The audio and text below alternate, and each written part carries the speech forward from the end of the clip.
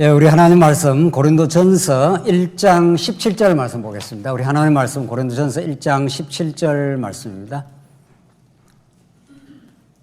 예, 찾으신 줄 알고 봉독 드리겠습니다. 고린도전서 1장 17절 말씀입니다. 그리스도께서 나를 보내심은 세례를 베풀게 하려 하심이 아니요 오직 복음을 전하게 하려 하심이로되 말의 지혜로 하지 아니함은 그리스도의 십자가가 헛되지 않게 하려 함이라. 십자가의 도가 멸망하는 자들에게는 미련한 것이요 구원을 받는 우리에게는 하나님의 능력이라. 예. 우선 18절까지 봉독드렸습니다. 우리는 이제 새 언약과 오늘 대목이 십자가의 관련성입니다. 새 언약과 십자가는 어떤 그 관련성을 가지고 있는가? 십자가는 새 언약의 성취이신 그리스도, 하나님의 아들 그리스도, 그 아들을 통해서 드러내시는 하나님 아버지의 영원한 영광, 여호와 하나님의 살아계심, 이런 것과 어떤 관련이 있는가를 살펴가도록 하겠습니다. 교환을 조금 더 따라가면서 설명하겠습니다. 전통적인 구속사 신학에서는 십자가가 중핵입니다. 이게 500년 동안 루터 이후에 지금까지 드러낸 복음의 알맹입니다. 너무도 중요한 거죠. 십자가라는 것은, 그러니까 루터가 자기가 스스로 고행도 하고 가톨릭 교리대로 실행을 하려고 하다가 마음의 평화를 얻지 못하다가 결국은 갈라디아서에서 내가 그리스도와 함께 십자가에 못 박혔나니 하면서 십자가를 그 갈라디아에서 발견했습니다. 그걸 발견하고 이제 내가 내 편에서 어떤 노력이나 발부둥이나 업적이나 공로를 통해서 우리가 구원을 얻는 게 아니다. 이제 우리가 좀 포괄적으로 말하면 하나님 나라 백성이 되는 건데 그게 아니라는 걸 이제 루터가 인간 편에서의 발부둥, 인간 편에서의 시도, 인간 편에서의 어떤 노력의 무력함을 깨달았습니다. 그게 이제 하나님이 주신 은혜인 거죠. 그리고 이제 십자가를 발견했습니다. 내가 그리스도와 함께 십자가에 못 박혔나니, 그 유명한 갈라디아 2장 20절, 그걸 이제 루터가 깨닫고 이제 벌떡 일어섰다는 거죠. 내가 고행을 하거나 뭘 해서 얻는 게 아니다. 그렇게 해서 이제 그게 이른바 구속사 신학, 다른 말로 십자가 복음입니다. 그게 500년 동안 우리 개신교회를 이끌어왔던 그 핵심 진리입니다. 너무 중요한 거죠. 자, 그럼에도 불구하고 루터에게는 십자가와 구속이 너무 중요했기 때문에 루터는 거기에서 더 전진은 이제 하지는 못했습니다. 그것이 구라파 교회를 뒤집어 놓은 것도 사실입니다. 왜냐하면 인간 편에서 모든 이방 종교의 하나의 전형이라고 볼 수 있는 가톨릭 교리, 이 다 인간 편에서 뭘 해야 된다는 겁니다. 그게 아니다. 하나님이 보내신 예수, 하나님이 보내신 그 예수의 죽음, 십자가에, 그것이 우리한테 전적인 은혜로 다가온다. 이게 그 루터 이해의 핵심이죠. 뭐 그것만 해도 너무도 놀라운 겁니다. 그것만 해도 모든 이방 종교의 인간적, 인본주의적 접근, 시도 이런 것들을 무력화하고 또 그것은 안 된다는 걸 확인시켜주고 십자가를 붙들게 된 거죠. 그래서 그 하나님의 은혜를 알게 된 거죠. 이제 이것이 참 중요한데, 뭐든지 우리 인간 사상은 이제 구속이 그렇게 해서 중요한 건데, 이제 이걸 넘어서는 논리가 언약 성취의 논리인 거죠. 이제 구속은 한 중핵이긴 하지만은 이제 그것보다도 더 포괄적인 그 성경의 원리가 이제 언약 성취라 이렇게 드러났습니다. 그러면 이 구속과 언약은 어떤 관계가 있느냐? 구속이 성경 전체를 포괄하는 해석학적인 틀이 되지는 못한다. 성경은 아담에게 언약하고 마지막 아담 예수 그리스도를 통해 성취하는 언약 성취의 큰 틀이 성경을 보는 틀이다. 이게 이제 중요한 원리가 나온 겁니다. 그렇다고 해서 구속을 배제시킬 건가? 그건 아니라는 거죠. 이 부분이 우리가 특별히 우리 교사 선생님들이 잘 정리를 하고 있어야 되는 거죠. 이 부분이 성경 전체를 본 틀은 아니지만은 언약 성취의 틀 속에 구속이라는 것이 잘 자리매김이 돼야 된다. 이게 이제 우리가 지금 확인하고 정리하는 내용인 거죠. 그래서 십자가는 너무도 중요한 복음의 내용이다. 그럼에도 불구하고 여러분들 교환 제일 밑에 언약의 틀 안에서 십자가를 설명해야 십자가를 통해 드러내고자 하는 하나님의 계시적 의미가 온전하게 드러납니다. 십자가를 통해 거룩하신 하나님의 살아계심과 온전한 5대 속성이 드러난다. 이렇게 되어 있습니다. 그러니까 십자가가 하나님의 5대 속성을 드러내는 절정사건이다. 이런 거죠. 이걸 우리가 이걸 그리자면 이렇습니다. 모든 건 언약 성취입니다. 언약대로 성취하는 겁니다. 그래야 하나님이 언약을 이루시는 여호와 혹은 하나님이 우리의 영원한 아버지, 우리 신약의 영으로서는 많이 하나님 하늘에 계신 우리 아버지, 구약의 영으로는 하나님 여호와, 이 똑같습니다. 조금 더 다를 바 없습니다. 이거는 언약을 강조하는 거고, 이거는 아버지와 아들 관계를 통해서 하나님의 영광을 드러내는 삼위일체의 방식이니까 조금 더 문제가 없습니다. 모든 건 언약 성취입니다.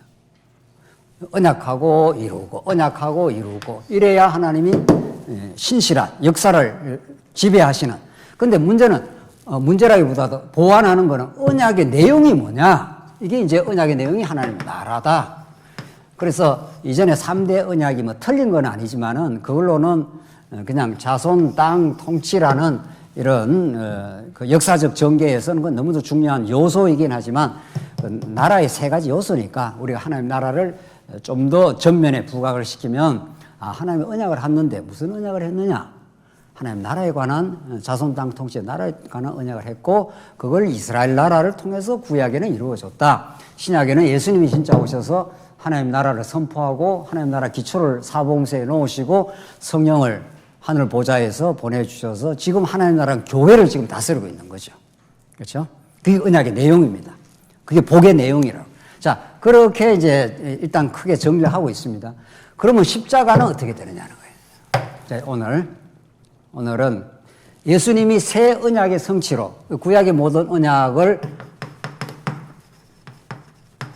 새 언약으로 집중이 되어 있고 구약의 모든 언약 체계가 새 언약의 성취자로 이제 예수님이 오셨는데 요 십자가하고 어떻게 정리를 하느냐는 거죠. 루터는 구속을 큰 원리로 이제 보다 보니까 언약의 진리는 상대적으로 굉장히 약합니다.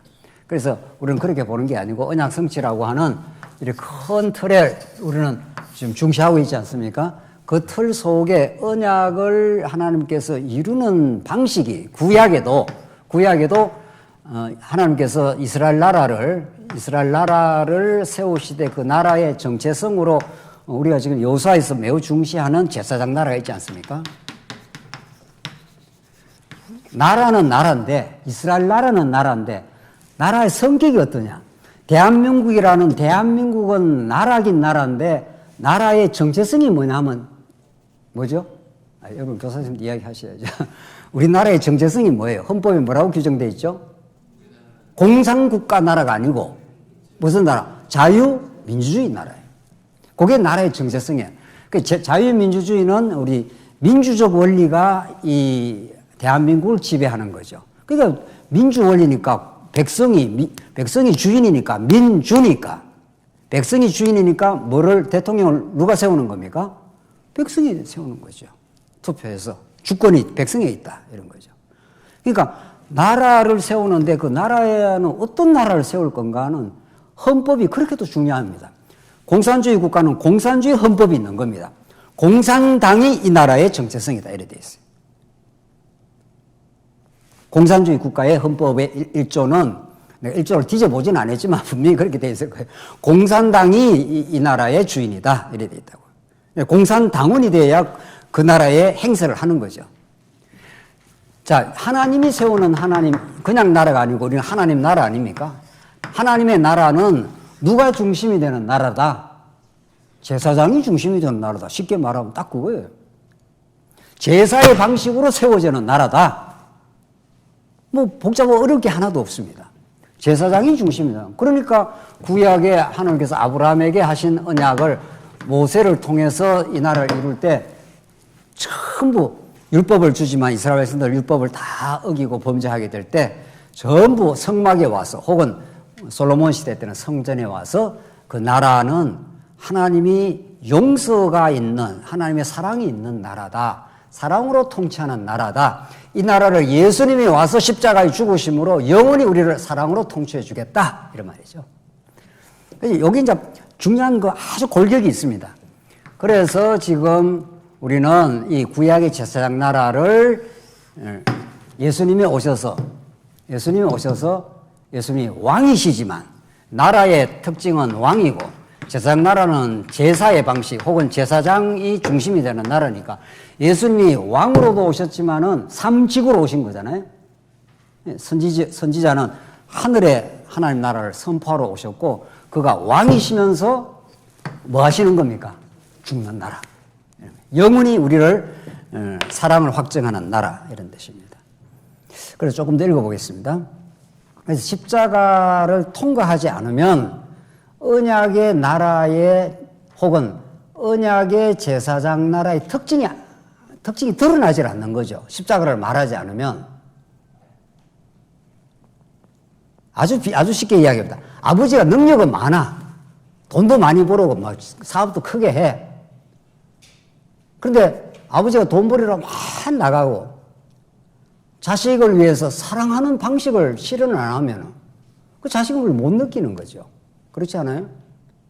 그러니까 우리 하나님은 능력이 많으신 분인데 그 능력 많은 분이 이 자식을 불쌍히 봐서 그걸 구원하시려고 이 땅에 육체를 입고 사람의 몸으로 오셔서 불쌍한 그 하나님 백성들과 함께 같이 되시고 같이 고난받고 같이 체육을 하셨던 분이다. 이게 히브리서의 말씀이에요.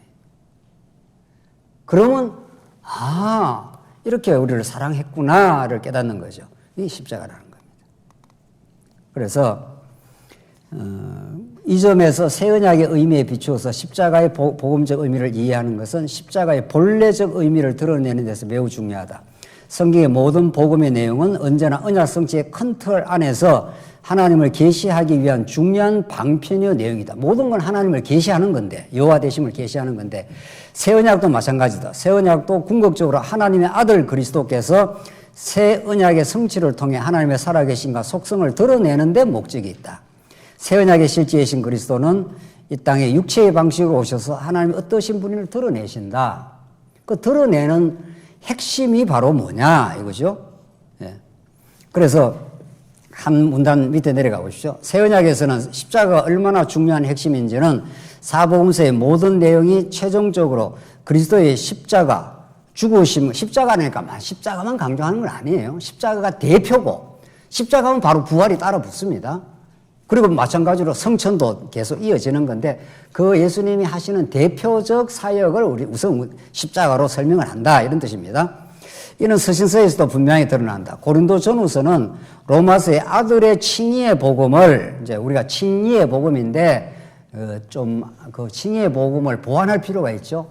아들이 죽어서 우리를 의롭다 하는 거죠. 그러니까 로마서 앞부분에도 아들이라는 게 딱 전면에 복음은 그 아들에 관한 것이라 이렇게 딱 로마서 앞에 나오기 때문에 우리가 아들의 칭의의 복음이라 하는데 이제 이 고린도전후서는 실제적인 교회 사태를 직면하고 있는 성도들에게 전달되는 복음이다. 즉 갈등과 분열의 어려움을 겪고 있는 교회에 주신 건덕의 복음이다. 고린도전후서는 하나님의 나라인 교회가 세워지는 과정에서 오직 십자가의 복음과 부활의 진리를 전가하고 있다. 이를 구약적으로 말하자면 제사장 나라로서 이스라엘 나라가 성전의 방식으로 세워짐을 의미한다. 지금 계속 같은 말이에요. 같은 말인데 지금 우리가 이 십자가의 의미를 충분히는 좀 주목을 못했다면 혹은 구약에서 이스라엘 나라의 제사장 나라의 의미를 충분히 좀 과거에 우리가 좀 주목하지 못한 부분이 있으면 진짜 주목을 하면 되는 거죠. 하나님의 언약의 나라를 이스라엘 백성, 이스라엘 나라를 큰 민족을 이루어주겠다는데 그 나라의 성격이 대한민국의 성격이 자유민주주의 국가이듯이 이스라엘 나라를 하나님께서 나라를 세우는데 그 나라의 성격이 제사장 나라요 너희들 거룩한 백성으로 내가 만들어주겠다고 언약을 한 거지 않습니까? 그러니까 이 부분을 조금 더 우리가 전에 간과를 했다면 먹는 양식에서 어떤 특정 부분만 언약 성취의 뼈대가 중요하다고 해서 그거 아주 중요합니다. 그것만 강조하다가 언약을 이루는 방법으로서의 십자가 사건을 이제 자리매김 이제 할 필요가 있다는 거죠. 그걸 고린도 전후서를 통해서 확인해 보겠습니다. 그 밑에 문장. 고린도 교회는 아직 십자가로 확정된 하나님의 은혜의 깊이에 이르지 못한 미숙한 상태였다. 그러니까 언약의 복음이 십자가의 복음으로 드러나는데 이제 고린도 교회는 이제 말씀을 들은 지가 얼마 되지 않다 보니까 복음이 내면화가 깊이 되지 않다 이런 거죠. 그럼 뭐 누구나 우리가 예수를 믿을 때 그럴 수 있는 거죠. 고린도 교회가 그랬습니다. 섬김을 중심으로 하는 하나님 나라의 원리보다는 세상 나라의 힘의 원리가 오히려 작동되고 있었다. 이게 고린도 교회예요. 하나님 나라는 섬김의 원리가 작동되는 나라고 세상 나라는 힘의 원리가 작동이 됩니다. 이게 이렇게 다르다는 겁니다. 가정이라는 것이 하나님 나라의 또 작은 모형 아닙니까? 우리 가정도. 그러나 아버지, 어머니가 힘이 있죠. 나이도 있고 어떤 사업을 할 수 있는 능력도 있고 그 힘이 있는 아버지가 나가서 돈을 벌여가지고 전부 자식들을 부양하는 데 쓰는 거 아니에요. 자기를 위해서는 덜 씁니다. 사랑하는 부모는. 그 왜 그렇습니까? 섬기는 나라니까. 사랑하는 나라니까. 그러나 세상 나라는 이 우리나라 우리 정권도 이 땅의 어떤 세상 나라의 정권도 뭐가 작동하는 나라입니까? 섬김이 작동 안 합니다. 말만 뭐 백성을 섬긴다고 투표할 때 그러지. 지금도 국힘하고 뭐죠? 더불어민주당 계속 싸워요. 뭐 때문에 싸웁니까? 누가 세력을 많이 쥐고 있느냐? 누가 힘을 쥐고 있느냐? 그건 전쟁 안 끝납니다. 어느 또 정권이 뭐 잡으면 더 좋아지나? 안 끝납니다. 아예 세상 나라에서는 기대를 안 하는 게 할 이유가 없습니다. 그냥 하나님께서 그런 세상 나라를 통해서 바벨론 이전에 애국, 힘의 나라입니다. 제국입니다. 제국이란 건 엄청난 많은 군사력과 힘을 가지고 그 나라 백성들을 지배하는 나라입니다. 이스라엘 백성들을 얼마나 종노로 했습니까? 피라미드 만들 때 완전히 노예로 짐승 부리도 부리지 않습니까? 아수르는 어떻습니까? 바벨론은 어떠죠? 바사는 어떻습니까? 전부 힘의 원리입니다. 누가 힘을 가지고 있느냐? 누가 세력을 많이 확보하느냐? 교회도 지금 어느 교회가 더 사람이 많으냐? 연보가 많이 나오냐? 연보가 많이 나오고 사람 많은 것 자체가 문제가 아니라 그게 힘이 돼버리면 교회는 타락을 하는 거죠. 교회는 오직 말씀의 능력과 섬김의 원리만 작동하는 곳입니다. 원칙적으로. 그러면 뭐 사람이 많이 오면은 새로운 신자가 오면 기존의 우리 성도님들은 새 신자를 섬기는 사람이에요. 너 모르지? 내한테 배워. 이런 식이 아니라는 거예요. 정말 잘 모르는 사람이 더 복음을 잘 깨달을 수 있도록 가르쳐주고 신앙생활 잘할 수 있도록 섬겨주는 것이죠. 우리 집안에 손주가 태어나면, 제가 아직 손주가 없어서 실감이 덜 나는데, 손주가 태어나면 아버지, 어머니는 말할 것도 없고 할아버지, 할머니는 뭐 합니까? 손주가 응아하면 다 치워주고 닦아주고 먹여주고 다 그렇게 섬기는 나라예요. 이게 그렇게 보면 틀림없습니다. 하나님 나라와 세상 나라는 너무 대비가 되고 원리가 섬김과 사랑의 원리가 작동하고 여기는 세상 나라는 힘이 작동하는 곳입니다. 교회가 말씀의 능력 외에 자꾸 딴 게 작동하면은 교회가 그만큼 세속화되어 있다 이런 뜻입니다. 그래서 교회에서 세상 지식이 많거나 세상 물질이 많은 사람은 그걸 가지고 교회에서 자기 위세를 부리는 게 아니라 그런 것이 만약에 있다면 그 물질을 통해서 연보의 방식을 통해서 약하고 아직 가난하고 어렵고 아직 진리를 잘 모르는 청년들 어린 교회 학교를 위해서 섬기면 되는 거죠.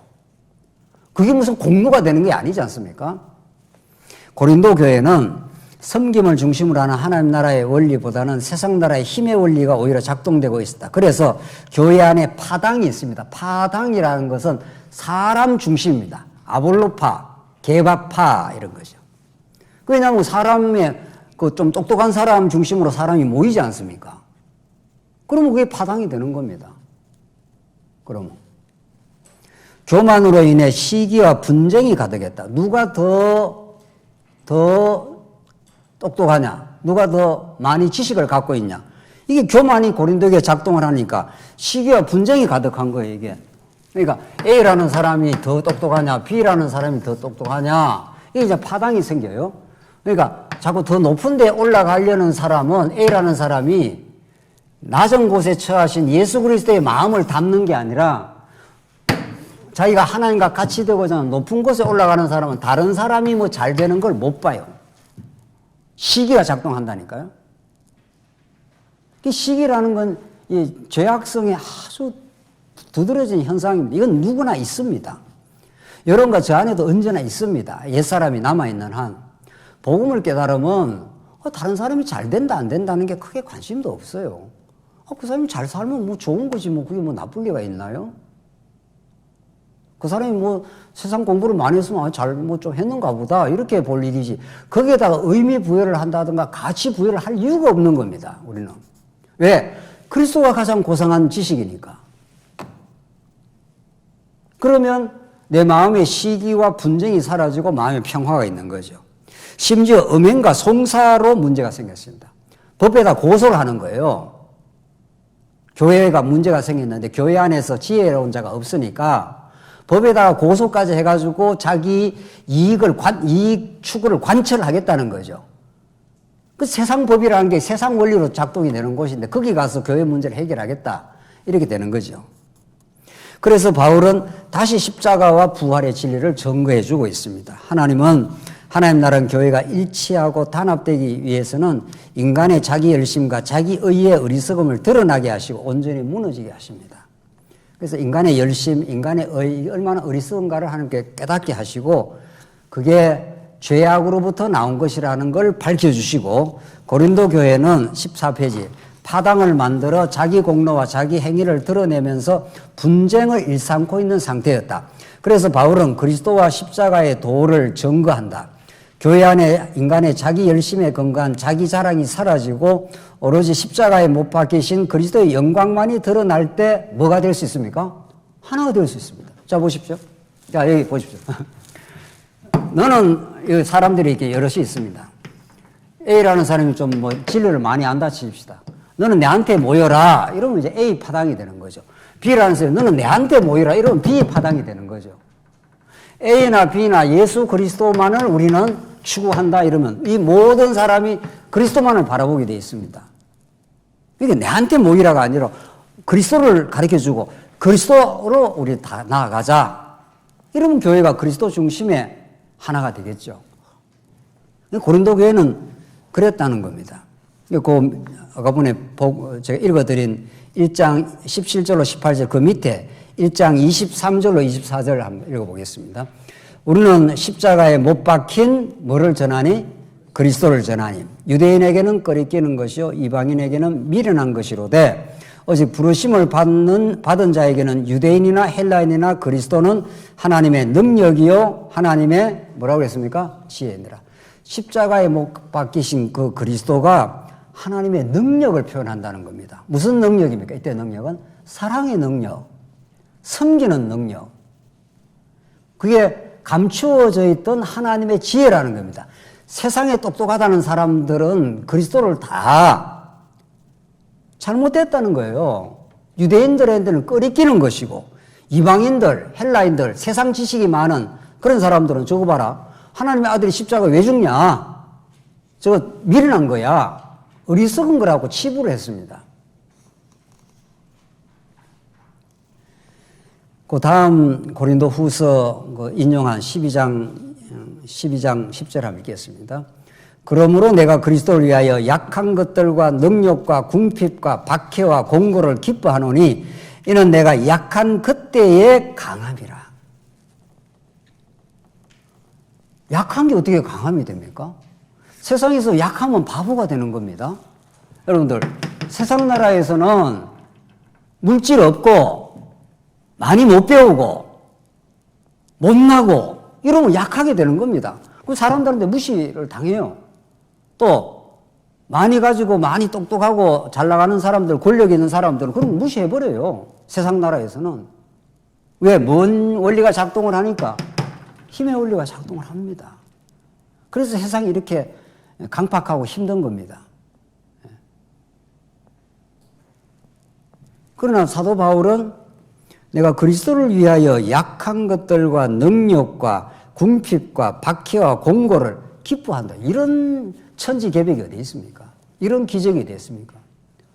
바울이 지금 감옥에도 잡히고 옆구리에 가시가 있어서 몸도 약하고 이런 것들을 내가 기뻐한다는 거예요. 궁핍하고 가난하고 말이에요. 궁핍하고. 이는 내가 약한 그때의 강함이라. 하나님께서 사도 바울을 약하게 만들고 능력, 욕을 얻어먹게 만들고 궁핍 가난하게 만들고 박해도 당하고 공고도 겪는데 바울은 그건 인간적으로 굉장히 괴로운 일이죠. 또 자존심 상하는 일이죠. 근데 그걸 바울이 기뻐한다는 겁니다. 왜? 내가 그 약해졌을 그때 하나님의 능력과 은혜가 가장 잘 드러나니까. 그러니까 사도 바울이 3번이나 강구를 했는데 하나님의 응답은 내 은혜가 어떻게 해요? 족하도다. 이렇게 하나님 들어줘요. 네가 지금 가시에 박혀갖고 굉장히 힘든 그게 은혜라는 거죠. 왜냐하면 그래야 하나님의 능력이 그 약한 그곳에 머물러 있게 되기 때문이다. 이거 사람 다 싫어합니다. 우리 교도선생님들 엄청 좋아합니까? 약한 거? 궁핍한 거 좋아합니까? 다 싫어해요. 다 싫어해요. 다 그거 원치 않아요. 그거 기뻐 안 하는데 성경은 그걸 기뻐한다고 합니다. 이게 인간의 마음이 만들어낼 수 없는 세계예요. 그래서 하나님의 나라는 타락한 우리 인간이 절대로 만들 수 없는 나라입니다. 십자가를 통해서만 이루어지는 나라입니다. 십자가는 가장 약하고 박해받고 조롱받는 자리가 십자가 아닙니까? 그 십자가를 통과하지 않는 언약의 복음은 그게 인간의 자랑이 되고 자기 지식의 자랑 근거가 될지는 몰라도 교회를 세우는 능력은 안 되는 겁니다. 그러니까 바울이 고린도전서에서 고린도후서에서 계속 내가 십자가 외에는 전가하지 않겠다. 내가 약할 그때가 오히려 강하다. 내가 하나님이 나를 너무 약하게 하고 궁핍하게 하고 몸에 가시가 있게 했지만 이게 하나님의 능력을 의지하고 능력을 바라보게 하는 길이다. 그런 거죠. 15페이지 보십시다. 15페이지. 그동안 우리 은성사 성경신학은 하나님 나라의 원리와 하나님 나라를 성취하는 십자가의 복음적 사역을 정당하게 주목하지 못했다.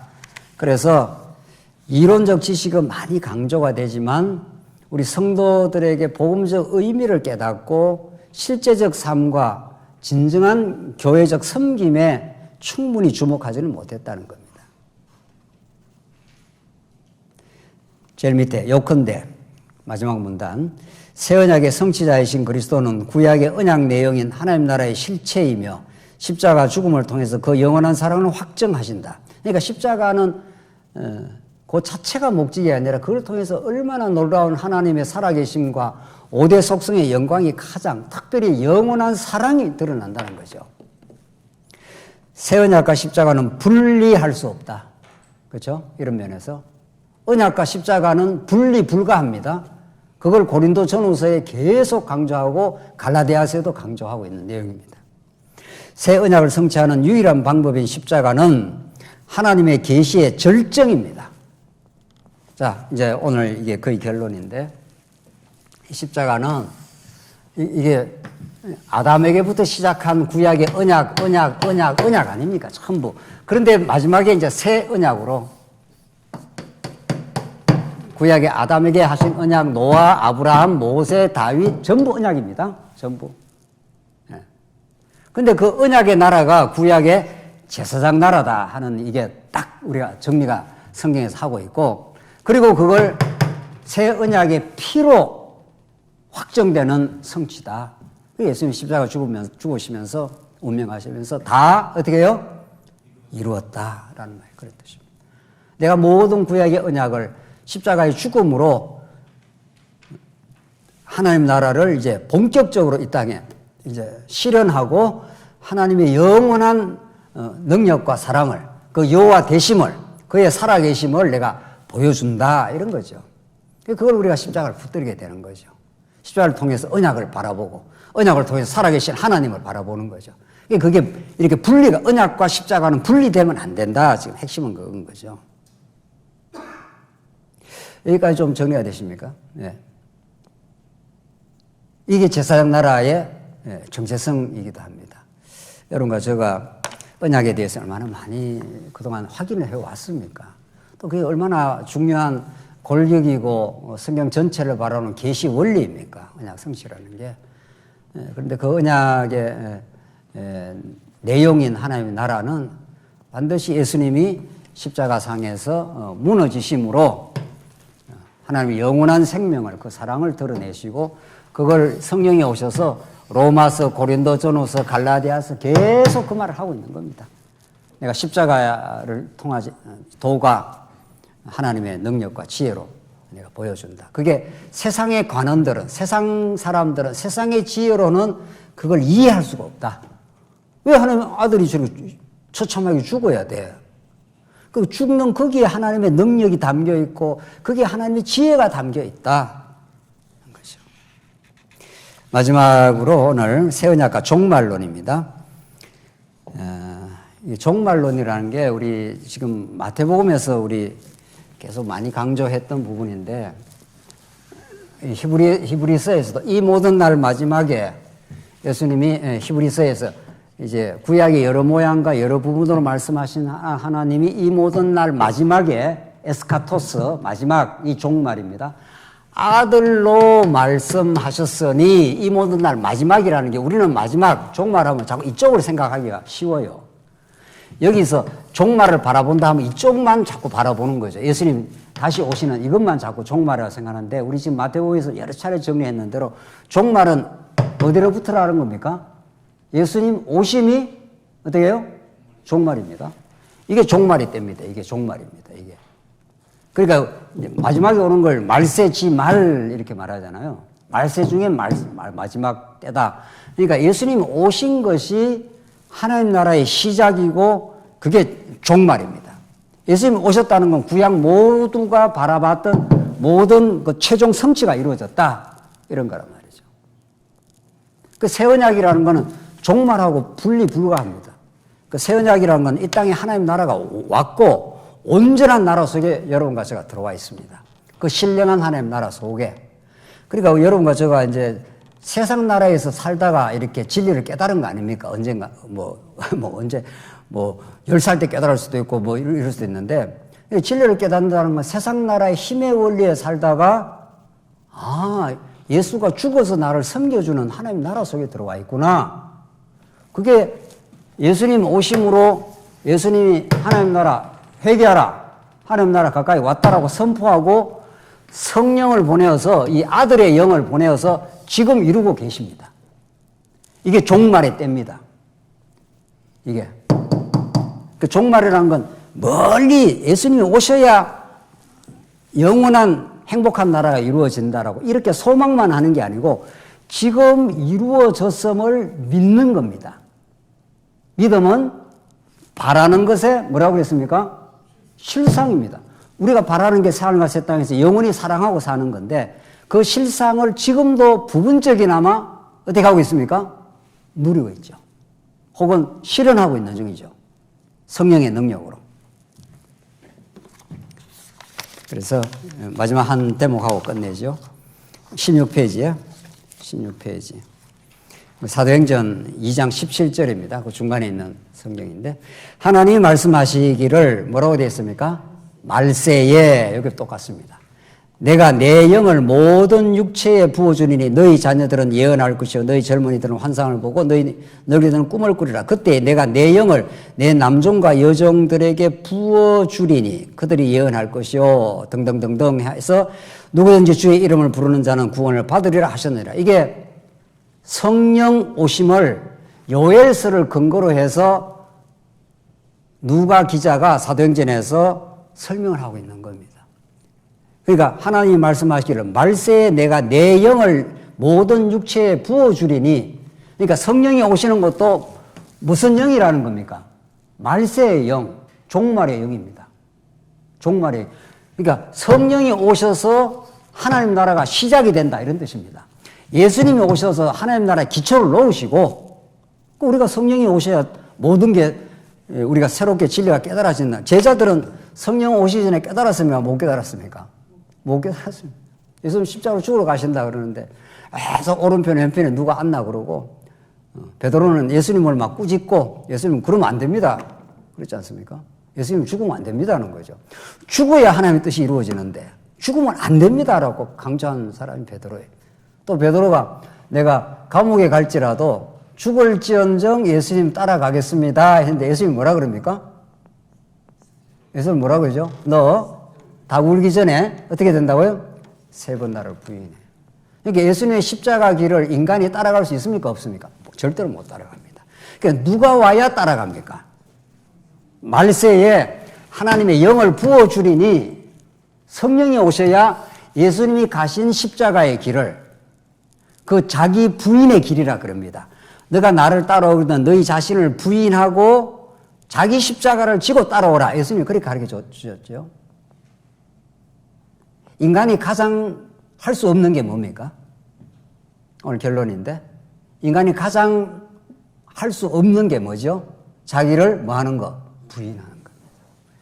왜냐하면 아담이 타락하기 때문에 인간은 끝까지 자기를 증명하거나 자기를 긍정하거나 내가 잘났다고 드러내거나 하는 게 인간이 하는 일입니다. 그게 죄입니다. 인간은 성령이 역사하지 않으면 십자가에 통과하지 않으면 교회 일도 우리가 좀 하고 나면은 뭐가 되죠? 공로가 되는 겁니다. 심지어 교회 일마저도 십자가에 정확하게 우리가 못 박혔다는 걸 깨닫지 않으면 자기 부인이 일어나죠. 자기 부인이라는 것은 오로지 하나님의 영광만이 드러난다 이 말 아닙니까? 모든 게 하나님이 하신 일입니다. 하나님의 은혜의 사역입니다. 이걸 우리가 영원히 천국 가서 영원한 천국에서 노래 부르게 될 겁니다. 그러니까 성령이 오시면 이게 말세에 영을 부어주기 때문에 이게 종말입니다. 종말이 시작이 된 겁니다. 하나님 나라가 시작이 되었고 성령이 오시면 십자가의 복음을 깨달으면 물론 언약에 근거한 십자가의 복음을 깨달으면 하나님 나는 아무것도 아닙니다. 나는 죄인 중에 괴수입니다. 하나님의 은혜로 붙들어주지 않으면 나는 아무것도 아닙니다. 하나님의 은혜로 여기까지 왔습니다.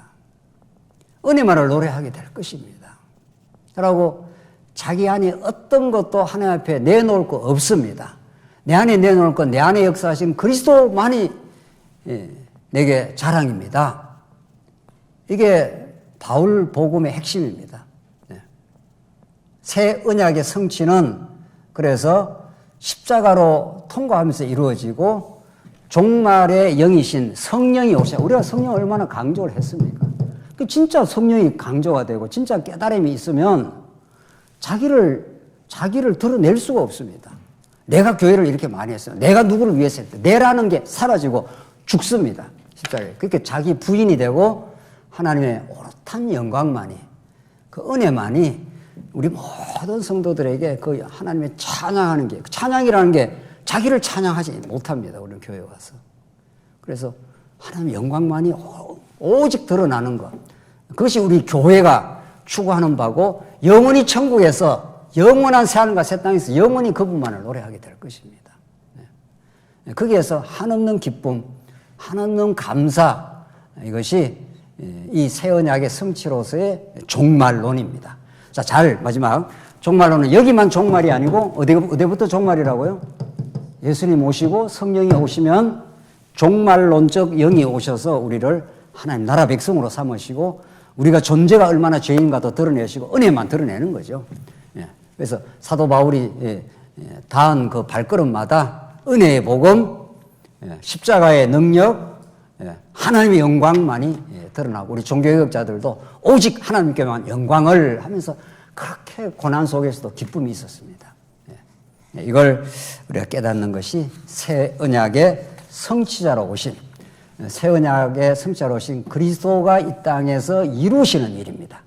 이 복음만이 우리 하나님 살아계시고 그의 무한한 능력, 주권, 영원한 사랑, 그 신실하심 이런 것들을 가장 잘 드러낼 수 있습니다. 오늘 이 복음이 우리가 이전에 그런 부분을 좀 놓친 부분이 있었다면 우리가 잘 자리매김해서 새 언약을 갈무리하면, 잘 깨달으면 우리의 신앙에 유익이 되고 또 우리 교회 학교 아이들에게 그 언약의 건강한 십자가를 복되게 증거하시기 바랍니다. 기도하겠습니다. 하나님 아버지 은혜를 감사합니다. 오늘 귀한 시간 우리에게 주셔서 새 언약에 관한 진리를 우리가 잘 이렇게 확인할 수 있어서 참 감사합니다. 영원히 하나님께서 우리를 사랑하시되 언약대로 또 언약대로 십자가에 죽으신 그리스도 안에서 하나님 살아계심과 그 무한한 영광과 은혜를 우리가 새롭게 깨달을 수 있도록 우리를 인도해 주시옵소서. 예수님 이름으로 기도하옵나이다. 아멘.